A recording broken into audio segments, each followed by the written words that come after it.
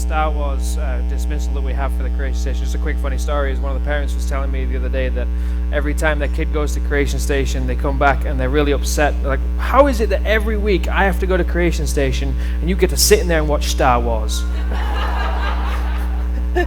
No lies. That's fantastic.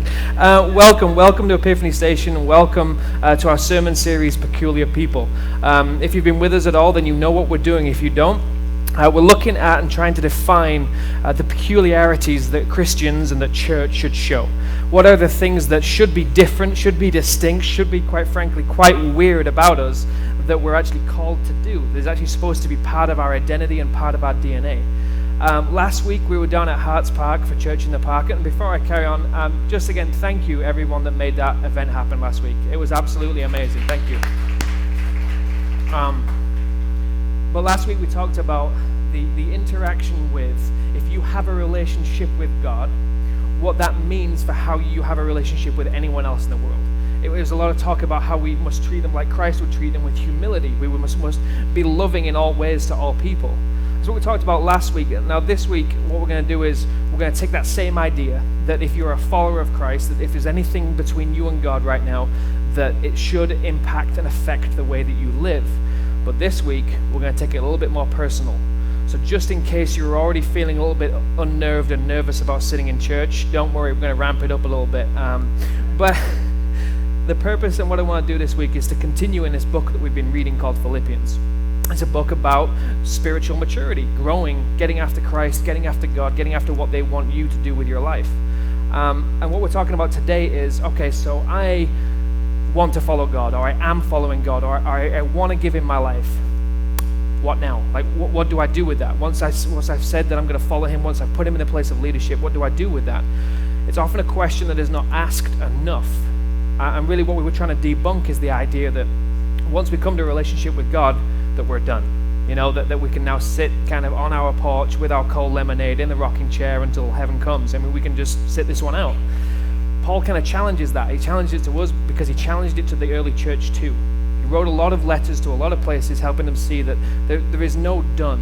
There is no finish line until you get to where you need to be, until you go to heaven. But in that space, there's also no reason why you should back off. There's no reason why you should settle. So this question of, okay, what's next in my life? From wherever you are, and I'm aware there's many of you in the crowd there who are not Christians, who have no intention of being Christians. But what we're going to do is we're going to talk about this in such a way that you can understand what is called of a Christian, what you can expect from a church, what you can expect from Christians, and if you ever lead that life, if you ever want to choose that life, what God would call you to.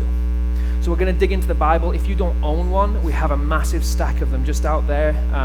Go out the double doors, turn right under the TV, or go find Millie, tackle her to the ground, and demand that she get you one. She'd be fine with that, I'm sure. There's plenty of good phone apps out there for Bibles. Otherwise, you can just watch it on the screen behind me. We'll have to get the text running so you can see where we're going. But after the section that we left off last week, this is what Paul picks up. It's in Philippians 2, starting in verse 12. He says, "Dear friends, you always followed my instructions when I was with you, and now that I'm away, it is even more important. Work hard to show the results of your salvation, obeying God with deep reverence and fear. For God is working in you, giving you the desire and the power to do what pleases Him. Do everything without complaining and arguing, so that no one can criticize you. Live clean, innocent lives as children of God, shining like bright lights in a world full of crooked and perverse people. Hold firmly to the word of life. Then on the day of Christ's return, I will be proud that I did not run the race in vain, and that my work was not useless. But I will rejoice even if I lose my life, pouring it out like a liquid offering to God, just like your faithful service is an offering to God. And I want all of you to share that joy. Yes, you should rejoice, and I will share your joy." Now, that's a big chunk, and I'm very aware that there's some stuff in there that's making you kind of clench up a little bit. A lot of Christianese speak, a lot of talk that's totally foreign to you. And I'll be honest, there was a time not so long ago when I had the same response to that sort of stuff. But what I want you to let me do is take a little bit of time to open it up, to kind of dig into what Paul is getting across here, to that church and to us today. Basically what Paul is doing is he's laying out the terms and conditions of what comes next in a Christian life. And this week I had a great interaction with somebody because they came to the office to talk to me about what I talked about last Sunday. I just want to pitch out there that if questions aren't answered here, If you've got more things that are lingering that you want to know about, I'm not saying I know all the answers, but I'd love to talk to you about it. If you want to talk to me after the worship experience any day of the week, you can get in contact with us and we can set that up. I'm kind of paid to do it. It's kind of my job, so you're not putting me out if you want to get together and talk about what we talk about here. But first and foremost, this letter, this thing that Paul's putting together is for Christians. That's what he's doing. He's sending to a church, already believers, and that's really, really important. Because what he's not doing is saying, here's what to do to earn God's love and favor. So what he says here is, you follow my instructions, that's great. Keep following them now that I'm away from you. Work hard to show the results of your salvation. Paul is pitching to Christians that you now have to work hard. There is now something for you to do. There is no room for you to settle and just kind of abdicate what's coming next. Work hard in response to the fact that you have salvation. Now, the word salvation, it basically means to be saved is to be rescued. And in the context of what we're talking about here, it's being rescued from something we can't rescue ourselves from. It's our God rescuing us from a life which we would lead that would offend him. It's basically pulling us away from the things that he say are not about him and not what he wants, and him rescuing us to a different type of life. Now, this is what's important, and this is what I wanted to kind of highlight before we move along. He is not saying work hard so that you can be saved. Work hard so that salvation can be yours. What he's saying here is it is in response to what has already happened. That relationship, that thing that you and God have got going on is not because you have worked hard or you have done anything to earn it. It's already there.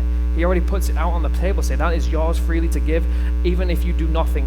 But in response to that, I'm going to call you to do something. And the reason I want to highlight that is because in the past, the church has done a not so stellar job of getting that the right way around. There has to be a good reason that a lot of people believe that they have to work hard beforehand, that they have to get themselves squared away, that they have to have every pain, every trial, every habit, every struggle cleaned up before they can come to church and before they can come to God. It's absolute nonsense. And that's what Paul is kind of saying here, is this is in response to the salvation that you've already got, the relationship with God. Now you get to work. You roll up your sleeves after you've connected in with him. That puts us in a tough spot, because what he says is, I want you to respond to that gift. I want you to respond to the relationship that God has given you, to this salvation. How do you respond to that? Thanks. Thanks, God. Thanks a lot, God. Really impressed. Love you. How do you actually go about responding to the greatest gift that you could ever receive? Well, Paul doesn't mince words. He writes lots of letters, like I said, and another letter that he wrote was, it's called Colossians. It comes right after Philippians. It's awesome because it's another really short book. And in there, what he does is he highlights what that looks like, what response to God's relationship and his love looks like. So starting in chapter 3, he says, since you have been raised to new life with Christ, set your sights on the realities of heaven, where Christ sits in the place of honor at God's right hand. Think about the things of heaven, not the things of earth. For you died to this life, and your real life is hidden with Christ in God. And when Christ, who is your life, is revealed to the whole world, you will share in all his glory.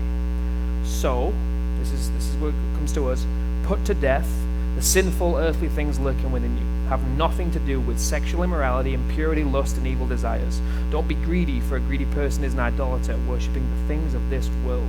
Because of these sins, the anger of God is coming. You used to do these things because your life was still part of this world, but now is the time to get rid of anger, rage, malicious behavior, slander, and dirty language. Don't lie to each other, for you have been stripped of your old sinful nature and all its wicked deeds.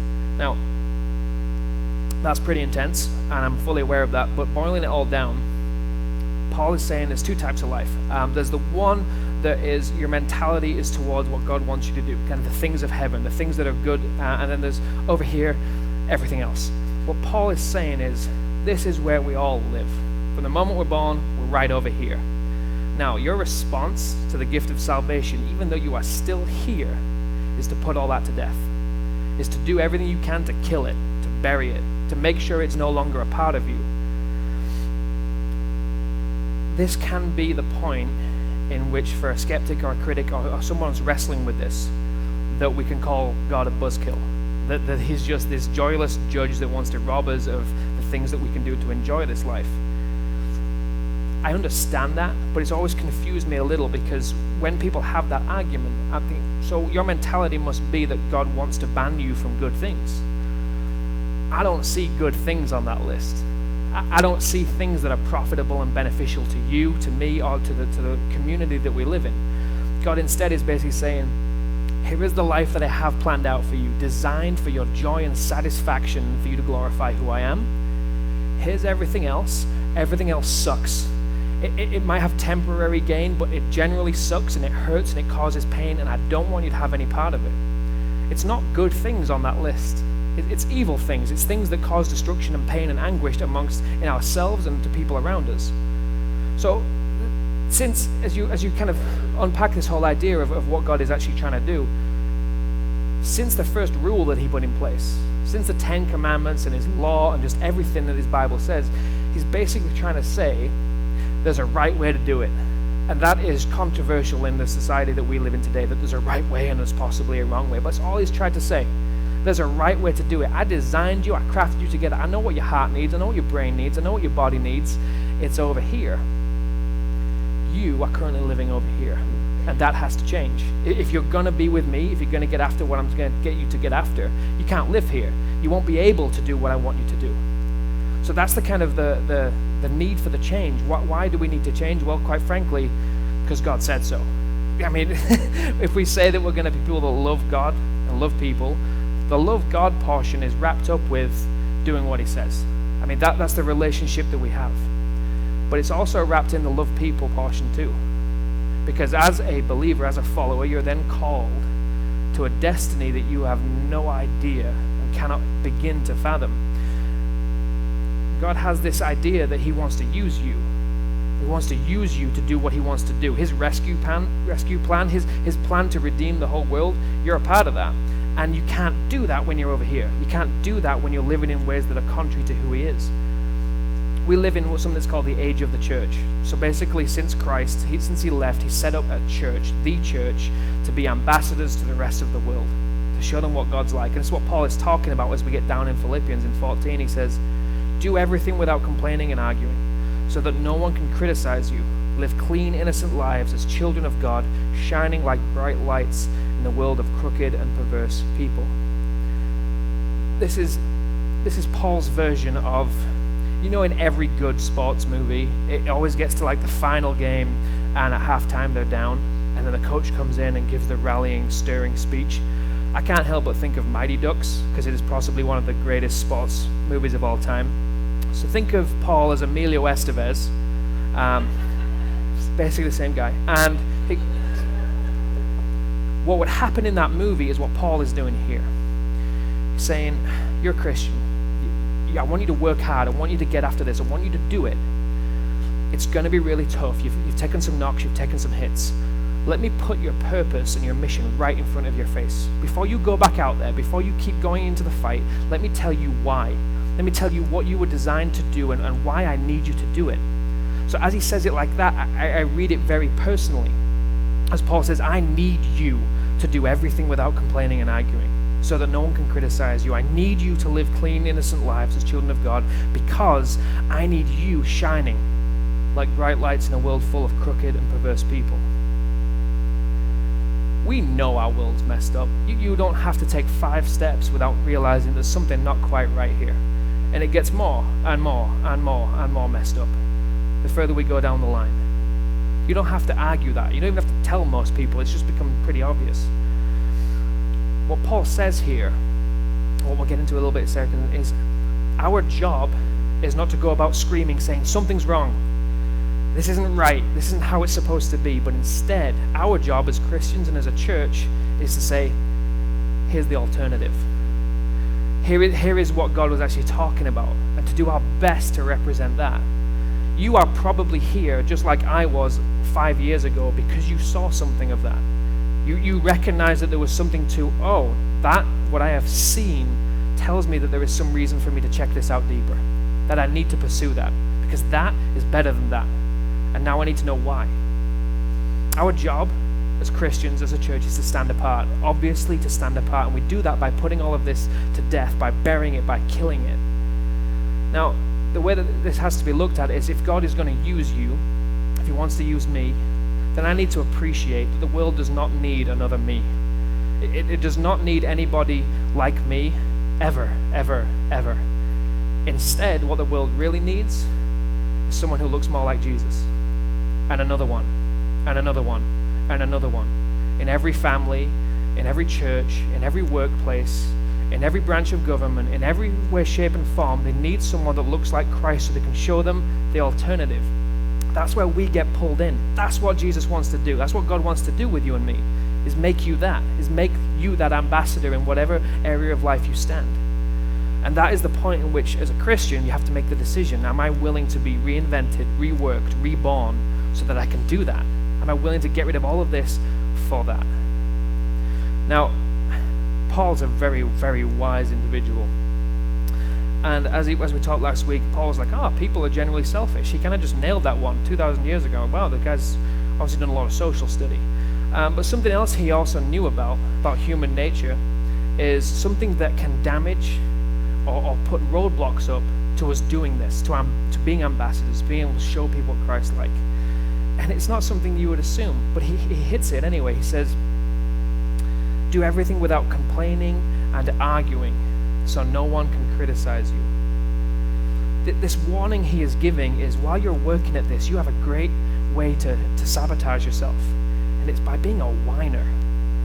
If you whine about stuff, you have the potential. Don't look at people. That's not nice, Austin. You guys, it's talking to you, not me. If you're a whiner, if you argue and complain and that is your life, you rip from underneath yourself the very struts that hold up your ambassadorshipness. Paul doesn't write these letters for the good of his own health. He's not doing it to kill time. He's doing it because he knows what can damage the mission of the church. He knows what can halt it, and he knows what can stifle a Christian's growth. So what we're saying here is, Christians don't get to be whiners anymore. And just to highlight this, trust me, I want you to take 5 seconds and think of any social, political, economic topic. Go. You got one? Now think about how Christians whine about it. How is that thing, how is that topic, how do you hear Christians saying, that's not the way it should be, or it should be like this, or that there should be a law against that, or there shouldn't be a law for that, or that this is the way that it should be, or this is the way that it shouldn't be. We have a tendency to be known as whiners for anything that comes across our board, and what Paul is saying here is that that's not a bad thing. I mean, in the end of the day, the reason that we whine is a noble reason. We pain for the world. Christians, by our definition, know, or should know, the answer, right? We should know how life should be lived, and how, if this thing was worldwide, those things wouldn't be a problem. So we feel hurt, we feel pain, and then the way that we deal with that, more often than not, is to whine about it. Paul is saying you don't get to do that anymore. And the reason I believe he's saying that is because Christians don't need to be known just for their voices. He's basically saying you either put up or shut up. Like, if there is a social issue that tears at your heart so much that you can't get rid of it, you can't put it down, something needs to be done, stop whining about it and do something about it. Shut up and do something. Paul's words, not mine. Don't quote me on that. If there are people living lives that hurt you, that as you see just the pain they're living in, the destruction that they're causing for themselves, don't whine about it. Do something about it. If in your own life you know something's not right, you want change, you want growth, you want something to happen, don't whine about it. Do something about it. It's basically saying that tool is now taken from your box. You don't get to whine about stuff because it doesn't solve anything. Christians are supposed to be changers. We're supposed to be innovators. We revolutionize, we serve, we mentor, we work, and we preach, and we do everything we can to redeem, to change stuff, not just whine. And what Paul is saying here is, in all of this, it seems like a little thing to put in there, but in all of this, if you're a whiner and a complainer and an arguer, you damage your ability to witness. You damage your ability to be an ambassador. It calls us to do something, to be the church. And he says this so we'll hold no criticism. Because at the end of the day, there is nothing more painful than being a part of a team in which one member is the whiner. You all know who I'm talking about. You're thinking that one person is a whiner. If you can't think of that one person on your team that's the whiner, it's probably you, and everyone else is fully aware that you are the whiner. That's tough, isn't it? But what he's saying here is, if you're at work or if you're on a sports team, whatever, and there is just a person that just moans and complains and is representing you as a team that just has a lot to whine and moan about instead of getting their work done, that is painful for you. You don't want to be represented like that. Neither does Paul. Neither does Christ.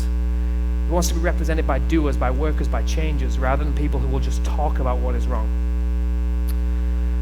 At Epiphany Station, what we always try and do is leave you with something to latch onto, a next step, something you can take from here, and if you choose to, do something with it.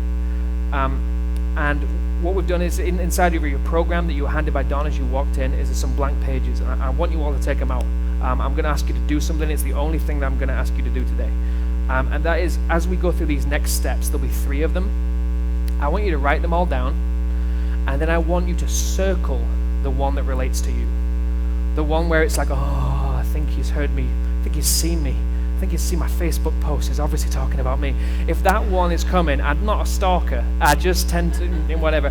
God's word tends to do that sort of thing. But whatever one relates to you specifically, circle it and challenge yourself to engage with it. The first one, number 1, is to have a DTR with God. DTR. D as in dog, T as in train, R as in rough. Have a DTR with God. It means to define the relationship. And the reason that this has to come first, the reason this is step number 1 for every single person, is because your journey in any sort of life change, any sort of personal revolution, is to know where you stand with God. It's to have a heart-to-heart. And the reason for that is because how you view yourself in relationship to God is how much you are willing to let him get to work, how much you are willing to let him get to change. Does God have a place at the table to be able to even suggest how you live your life? Does he have sway? Does he have input? Does he have influence? Does he have authority? Authority, dangerous word. But the reason that this needs to be done is because Paul highlights it as one of the very first steps. In verse 12, right from the beginning, he says, "Dear friends, you follow my instructions, that's great, keep following them. Work hard to show the results of your salvation," we talked about that. "Obeying God with deep reverence and fear." I don't like the word fear. Work hard, I can do that. I'm a Yorkshireman, we work hard. Obey God, that's probably easy. There's like a list here we can follow. Deep reverence, God, you're super, this is easy. Fear. He probably didn't mean fear, right? If he wrote fear, it's probably because he meant to say something else like, reverence. Oh, but he already said reverence, so he wouldn't have said reverence and reverence. It might mean something else. I'm sure if we take this back to the original Greek or Swahili or whatever it was written, it didn't really mean fear, like we would mean fear. We like to try and explain ourselves out of when it says fear God, because that ain't comfortable for us. We don't like that. But it's in the Bible a lot. One of my favorite chunks of the Bible is right near the beginning of the Old Testament, right at the beginning of the book, in a book called Deuteronomy. And there's this guy called Moses. You might have heard about him. There was a very accurate movie about him recently coming out of Hollywood. It was just, oh my goodness, word for word. Moses takes a minute, sits down the entire nation of Israel, and wants to recap some stuff. He's coming towards the end of his days, and he wants to say, okay, you need to know this. If you have nothing else to teach your kids or teach your grandkids or kind of put all around your house, this is what I need you to know. And he starts listing off who God is. He starts talking about, do you remember God's promises? Do you remember how he promised Abraham and then saw it through, and then there's Isaac and Jacob, our ancestors, and how he promised them and he saw it through? Do you remember Joseph, who he rescued and then he used to save the entire nation of Israel? Do you remember how we were in slavery not so long ago and we kind of came out of that, and he parted the seas and he rained down food on us? Do you remember that kind of God that has loved and served and provided us? Fear him. He goes through this long list to describe and define God's love and provision, the security in his promises, and caps it with fear him. Why? Why is this fear of God important? Because Moses, like Paul, is not talking to unbelievers. Now that would be easy for us to go, oh, them unbelievers, they need to fear God, fire, brimstone, and all that nonsense. No, this is to believers, this is to Christians. Fear the God that you follow. Why? Well, the context of where Paul is actually saying fear God is in the middle of one of the hardest things that we'll ever engage in our entire lives. Personal life transformation and change. The reason that the fear of God is necessary in all of this is because this stuff is going to be so ridiculously difficult to hold to engage with, and to continue through, that there needs to be a baseline foundation so that when we try to put all of this to death and live this way, when we're exhausted, we're beat down, we're trodden on, we've got nothing left and no motivation to keep doing it, the fear of God is there to stop us from retreating and giving up. The fear of God is actually there to make sure that we will continue. There is something beyond how we feel that day that drives us towards wanting to do this, to needing to do this. The poor state of affairs in the church today is that so many people have warm, fuzzy feelings about God, and they have mediocrity and lukewarm relationship with Him. You add in this mentality that we should fear this almighty God, and at that point you have to choose one way or the other. There's no middle ground, there's no fence, there's no fuzzies. It's, do I put God in the right place? That's what this DTR is. Now, this fear that God puts in us, the fear that we're supposed to feel, can be simply put because as we started living and starts living alongside us, He puts rules in place. Like the first rule, the commandments, everything, the whole construct of our faith is what He is trying to tell us to live like, because He knows the best way to live. And on the flip side of that, He knows about everything else. He knows the consequences of not living the way that He's called us to live. It is like the toddler that wants to touch the stove. If you need to put the fear of God in them so they will not do it, you will do that because you do not want them to feel the consequences. If your child has just learned to drive and they do not want to wear their seatbelt, you might want to put the fear of your own wrath into them because of the consequences of what can happen. This is God's mentality, and this is why fear of God is important, because God hates it when we live over here, because He knows every consequence, He knows every pain, He knows every anguish of doing it. So He wants us to fear a life without Him. That's what it boils down to. It's love to the life with Him, fear a life without Him. So when you've got nothing left, you will still strive for this. Now, after this DTR, after this setting God where He deserves to be, it allows us to move on to the next step, which is, as Paul would say, in verse 13, he says, God is going to work in you. God is working in you, giving you the desire and the power to do what pleases Him. This is a short one and a lot less intense than the last one. But our job number 2 is to listen. We have to listen because God, more than you, wants the change to happen. It's as simple as that. There's a partnership here in which He will give you the desire and the power to make the change. Now, what happens though when that's just not true in our lives? When we can't change, when we can't get over that hurdle, we can't get over that habit.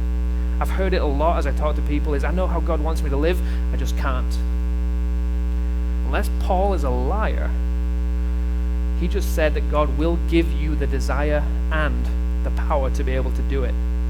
Now that does not match up with, I can't. It robs every Christian of the excuse, I can't. What it does is highlight to us that if we can't do step 2, if we can't do this, we can't make this change, maybe we need to return to step 1. Maybe there's something wrong with the type of relationship that we have with God that doesn't allow us and empower us to do that. Maybe there's a little bit of reverence and fear that we don't have for Him, and that Jesus is just my buddy. So maybe that needs to go back and needs to be addressed, because for those people living in that reverence and fear, God will give desire. He will give power to make the change, to be an ambassador. He'll help you to do that. And all your job at that point is whatever He says, do it. Whatever He leads you to, whatever He tugs you towards, and this can be anything from social issues, economic, to your faith, whatever. When He starts talking to you about, that's what He crafted you for. Chase after that. The third and final thing, this is kind of towards people who are going to do this, who are going to pursue this and get after it. There has to be a little bit of a talk about the discouragement that can come in chasing after this, after chasing after a life for Christ. We are not going to master this in a day, or a week, or a month, or a year. And spoiler alert, you're never going to master it. If people were mastering this life change, a lot more people would be walking on water. Last time I checked, they are not. Instead, God sets it up in such a way that this bar to be set for chasing after Christ, it is not met until we enter heaven. But He still calls us to do it. Now, the fact that we're not perfect means that we will stumble. It means that there will be trips, there will be falls. Sometimes there will be face plants when your face grinds along the floor and teeth start coming out the side. There'll be all sorts of times in your life when this comes so hard that you fall flat on your face. That needs to be known of and aware of, because the discouragement that comes from especially a brand new Christian of, I screwed up. I'm obviously not following God. There's nothing to this. Why bother? Why should I? That was the story of my first years of faith, was falling constantly short. To this day, there are still parts of me, old parts of me, that have not been put to death that I thought that call me away from God. And that they have ability to do that every time I stop working hard, every time that I stop connecting with my relationship to God. They're still there, and they're constantly going to want to trip you and push you to the ground. What Paul says next, and our third point, is you need to hold firm. Paul says, hold firmly to the word of life. Then on the day of Christ's return, I'll be proud that I did not run the race in vain, that my work was not useless. But I will rejoice even if I lose my life, pouring it out like a liquid offering to God, just like your faithful service, just like your hard work is an offering to God. And I want all of you to share that joy. Yes, you should rejoice, and I will share your joy. I could try and explain what it looks like to just completely stack it and be on the deck and then still hold firm. But instead, I found a short video that would do a much better job than me.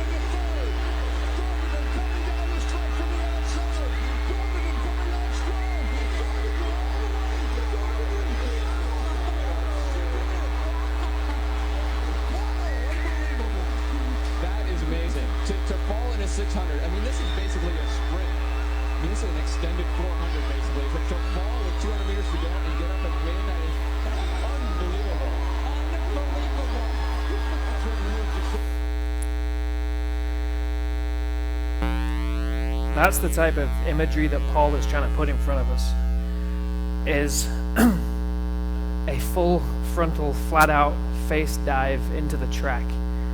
Gives you no reason to not get up and still run your heart out.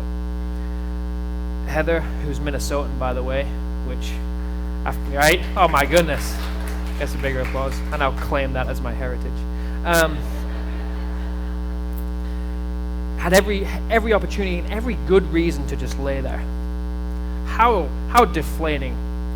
All the work that goes into being an athlete of that caliber, and you fall when taking the lead with only, 200 to go. How do you get up from something like that? She could have laid there, she could have gone to the side, she could have whined about it, she could have moaned about it, she could have complained, oh, the other girl tripped me.